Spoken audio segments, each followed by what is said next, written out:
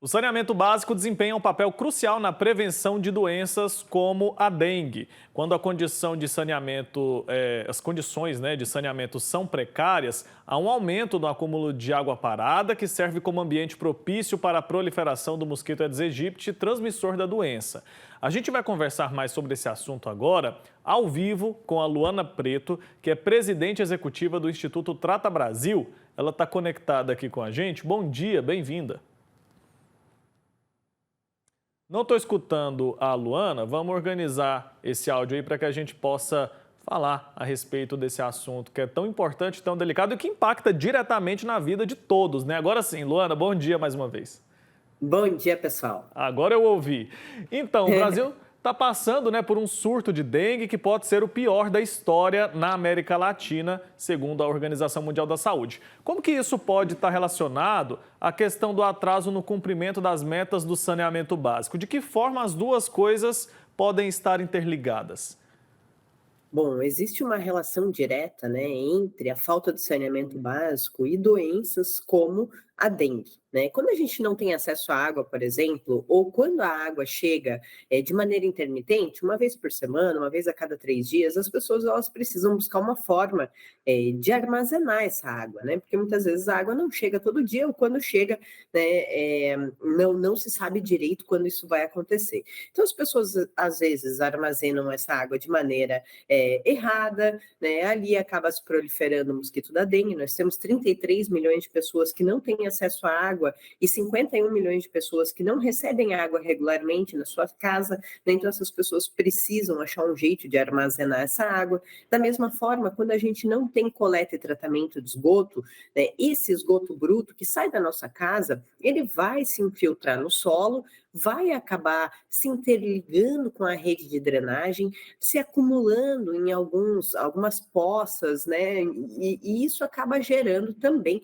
né, a questão da proliferação do mosquito. Hoje nós temos aí mais de 90 milhões de pessoas sem acesso a coleta e tratamento de esgoto, então toda essa carga orgânica gerada, todo esse volume de esgoto gerado, acaba parando, né, em alguns córregos, em algumas valas, em alguns locais, que ali são focos muito grandes também do mosquito da dengue. Pois é, você falando aí da quantidade de pessoas que ainda não têm acesso ao mínimo, né? Quando a gente fala sobre saúde, quando a gente fala sobre dignidade humana. E segundo um estudo elaborado a partir de audiências públicas do Senado no ano passado, o Brasil precisa dobrar os investimentos em infraestrutura de saneamento para alcançar as metas até 2033, certo? Que é o prazo estabelecido em lei. Você acha que essa meta é praticável? Bom, o Brasil investe hoje 20 bilhões de reais ao ano em saneamento básico, deveria estar investindo, em média, 48 bilhões de reais ao ano.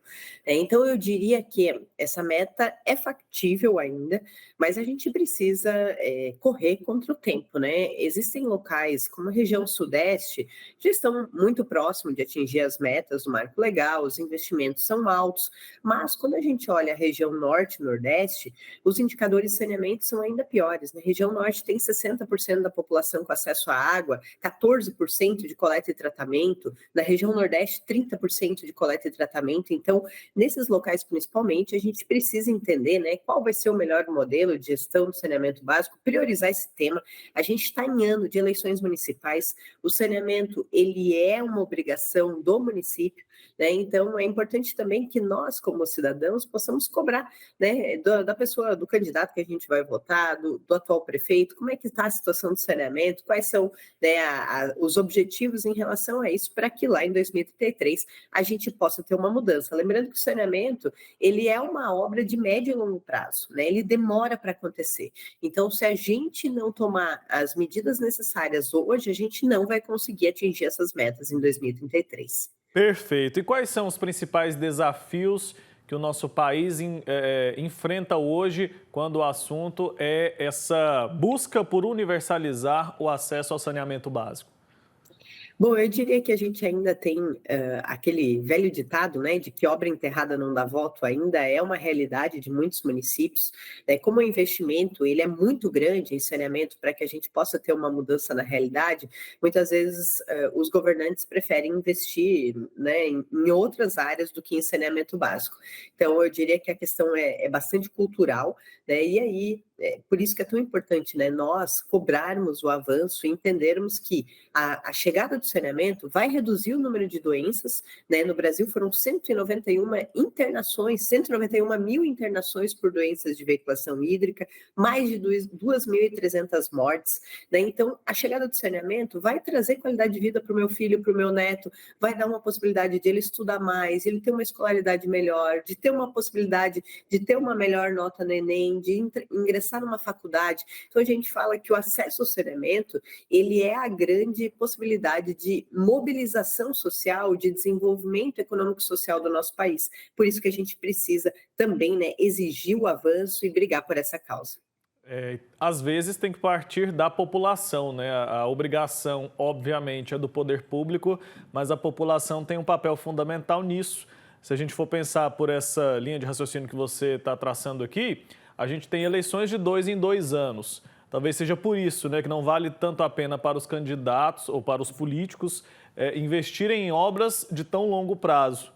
Porque é mais fácil construir um viaduto, que todo mundo está ali vendo aqui, o viaduto, né, de uma forma muito mais prática no dia a dia, do que, de fato, investir no saneamento, que é algo, como você disse, de médio e longo prazo. Então, a conscientização das pessoas é fundamental, faz a diferença. E de que forma a gente pode estimular isso na população? E eu queria também entender o seguinte, a população mais pobre fica mais vulnerável?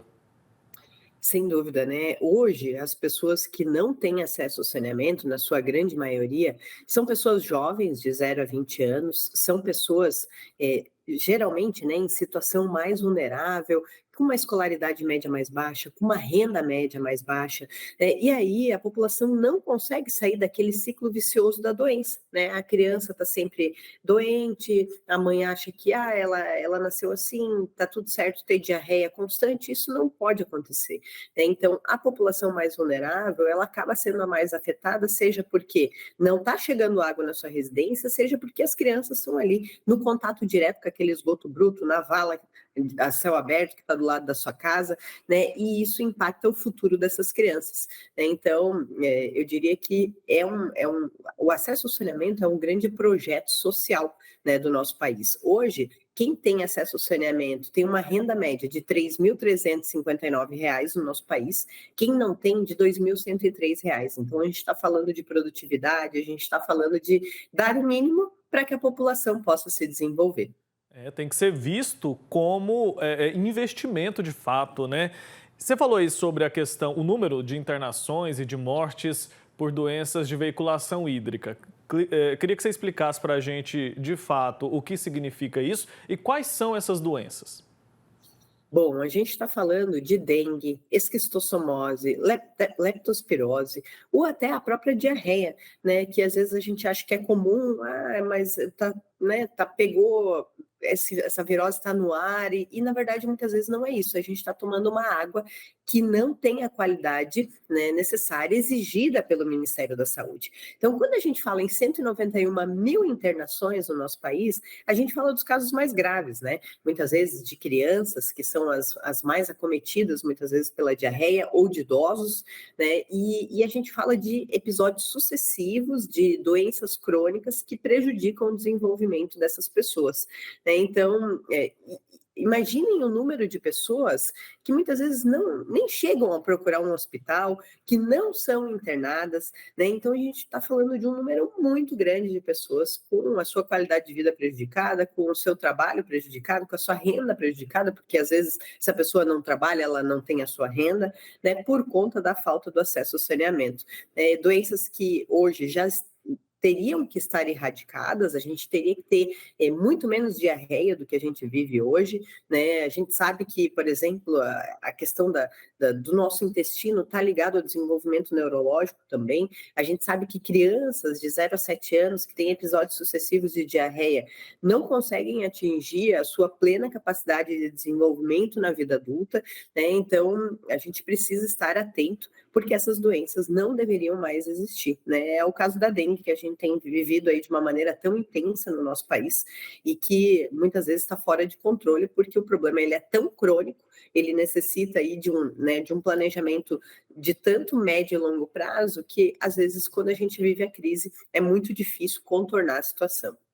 Perfeito. E são doenças seríssimas, né? Doenças graves que você trouxe aí, leptospirose, a dengue também, doença grave que a gente pode de alguma forma prevenir e essa questão do saneamento básico agora a gente entendeu que está diretamente relacionada. Obrigado, viu, Luana Preto, que é presidente executiva do Instituto Trata Brasil. Obrigado pelo tempo. Até uma próxima oportunidade. Eu que agradeço. Excelente semana a todos. Excelente semana. Tchau, tchau.